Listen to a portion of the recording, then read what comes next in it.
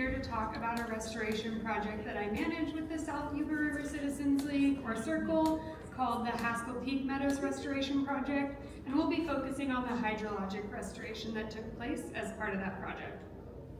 So I want to introduce us just to the project site as a whole. It's in the beautiful state of California in the Sierra Nevada mountains.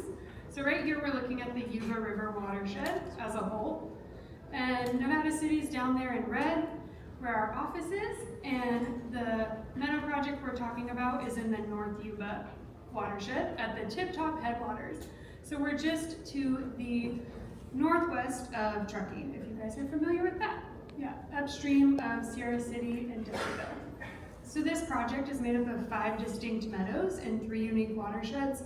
Working from left to right, we have West Church all the way on the left, Freeman, Haskell Headwater Fen, Chapman Saddle, and Bear Trap Meadow, respectively. These 5 meadows make up 229 acres of meadow, meadow edge, and fen habitat.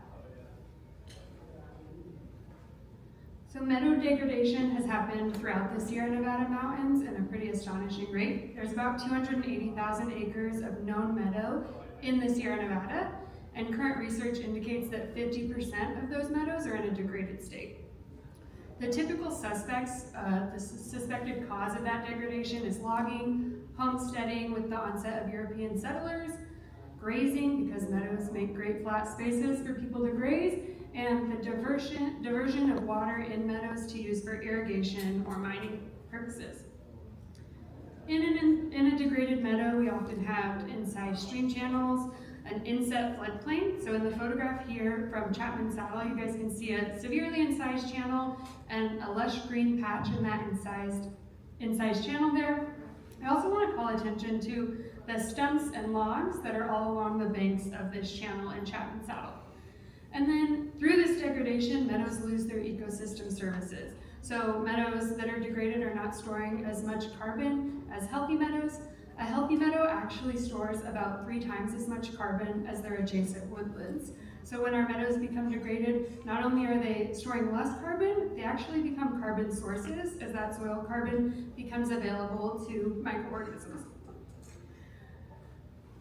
So looking at the project timeline specifically, this project was started in the planning phases in 2020, and from 2020 to 2022, we were doing pre-project monitoring and planning. Our pre-restoration was pretty extensive.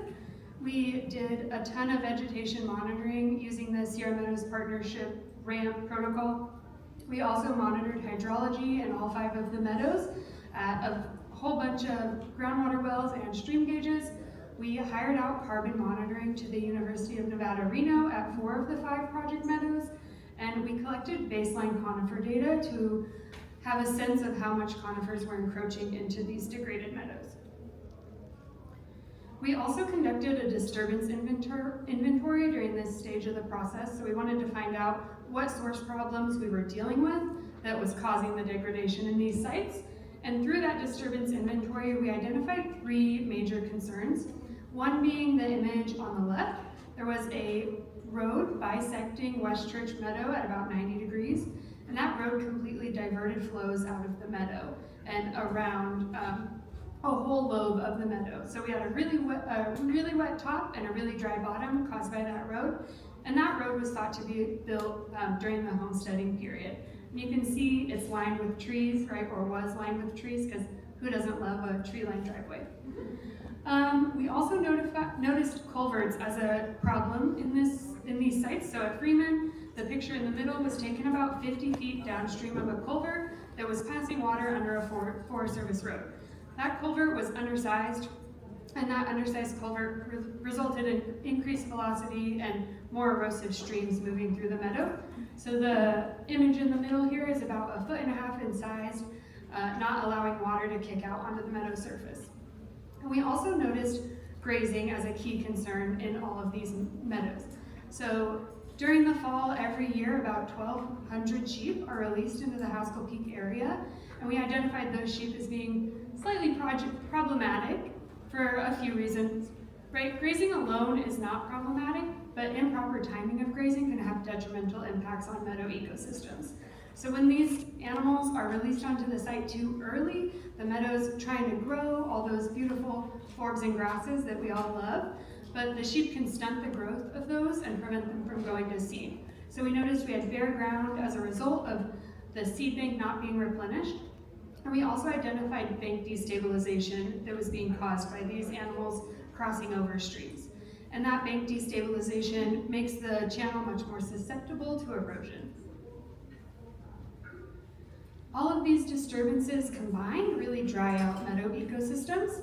So the map on the right here is showing that relic road that was completely dewatering the lower portion of West Church Meadow. And I want to call your attention to the relic stream channel that you can see that arrow pointing to. That stream channel was not receiving water because the road was diverting flows, right? So we can see where the water wants to be moving, but it's being prevented from accessing those areas because of our human changes to the ecosystem. And there's a picture of that culvert that's passing water under the Forest Service road, and there was a fun little animation about how that culvert is contributing to erosion. When meadows become dried out, they are very susceptible to conifer encroachment, right? So meadows have beautiful, rich soils, and as they become more dry, young conifers will establish on the fringe of the meadow and work their way inwards. So we have a few photographs here from 1939 to 2024, and in 2019 you can really see how we almost completely lost both Chapman Saddle and Bear Trap meadows in these images. And conifer encroachment is not a symptom of meadow degradation, right? It's something that the degradation allows for. And we actually were shared an article by a colleague from 1902 where the U.S. Geologic Society identified that the system was degraded and that it had once not long ago been a much more wet ecosystem. So as early as 1902, we know that this system was experiencing degradation caused by humans and the onset of European settlers. And you'll notice in 2024 that something pretty drastic happens, right? All of a sudden, these meadows are completely clear of that conifer encroachment. Oh, wrong way. That was not a part of this project. It was actually a result of really good timing. So during the time that we were planning the Haskell Peak Meadows Restoration Project, the Forest Service and the National Forest Foundation were working on the Yuba project, which was a forest health related conifer thinning fuel reduction project. And we were able to come in and restore the hydrology of these meadows where they did thinning. Had we not come in and restored the hydrology, these conifers would just reestablish in the site, right? So it was really important that our work was coinciding with their work, allowing for these meadows to really become much more resilient. So after we identified all of these issues that we wanted to resolve, we had to go through planning. And we worked with an engineering firm called ProRest to design a few things.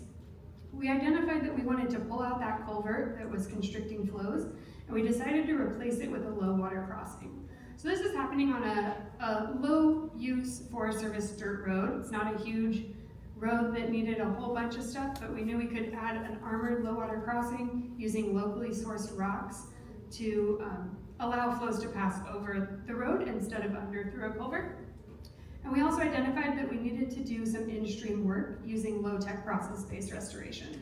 So on the right, you can see a schematic that shows how beaver dam analogs, or BDAs, can reactivate meadow floodplains. Moving along in our timeline, from in 2023, we went into the implementation phase, and we continued project monitoring. So here's some awesome pictures of BDAs at work. These were taken about a month after they were installed. And a BDA is a beaver dam analog. In the middle, I want to call your attention to a log that's to the left of the stream. So all of these structures are built with on-site materials. These trees are taken from the meadow fringe area and used to build this structure. So everything is locally sourced. And not only does that remove encroaching conifers, it reactivates the meadow floodplain. In our first year of implementation, we built over 325 structures in these 5 meadows. So that was a huge push, and it was really exciting to get out there and see these structures working right away. Continuing on to last year, in 2024, we kept doing implementation. We started some of that road work we had designed. We built even more LT-PBR structures, that's low-tech process-based restoration, and we continued our project monitoring. So here's a picture of West Church Road before and after implementation in 2024. You can see that image that I showed y'all earlier of the road. The road base was about 1.5 feet above the meadow surface. So we had to remove all of that material, store it on site, and we intentionally left the replaced road base loose and roughened so that vegetation could establish and so that the meadow could kind of decide where it wanted to flow, right? We didn't want to tell the meadow what it had to do. And here's a video of that implementation work happening. And my contractor had to grub out all of those tree stumps, right? So we had to go in there and dig out all those stumps. It was quite an extensive effort. And where there were higher flow areas that already existed, we left big rocks in place to prevent head cuts from migrating or establishing. Then here's a picture of Freeman low water crossing. So in Freeman Meadow, we pulled out that culvert and we replaced it with an armored ford or an armored low water crossing. These are both post-implementation photos. On the left, we're looking downstream. I want to call your attention to the big rocks on the lower portion. So we use those as kind of a grade control at the bottom of this water crossing.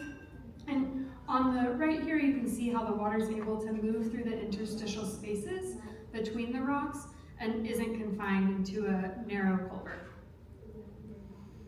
And here's a video of that culvert getting pulled out. This was a really gratifying moment for me.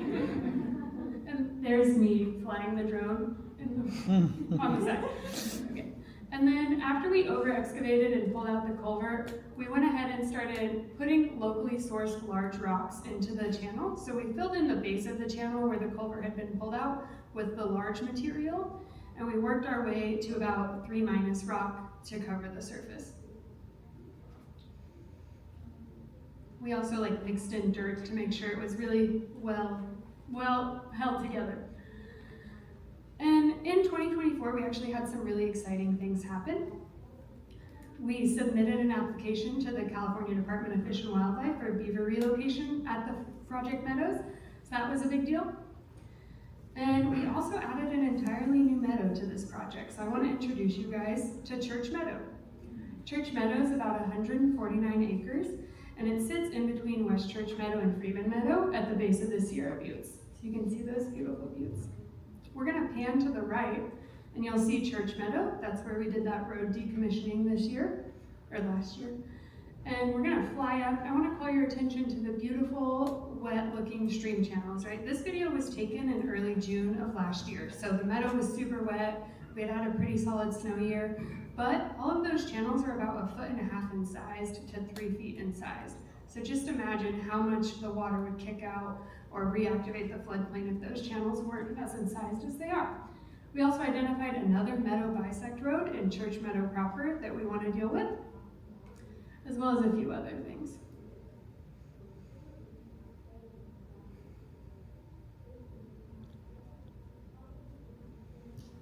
Moving into 2025, we're going to continue building LT-PBR structures in all 6 of the project meadows. And we're also planning to do some of that road work in Church Meadow. In the summer of 2025, we have a whole bunch of monitoring plans, so we'll be monitoring all aspects of the stuff included in this project. That'll be the vegetation monitoring at 29 different belt transects. I want to thank my colleague Summer, who's sitting here. She's our botanist, and I wouldn't be able to do any of it without her. We'll be doing hydrology monitoring, continued carbon monitoring with University of Nevada, Reno, and we'll be doing conifer reestablishment monitoring in a few of those meadows. We also have a tribal site visit and a tribal BDA build training schedule, and a tour with the Department of Fish and Wildlife pending a forest supervisor signature, and another year of BDA work. I want to say thank you, and that I think that this project just speaks to the power of addressing issues at the source, the power of partnerships, and the importance of really extensive monitoring to prove that the restoration that you're doing is working. Thank you.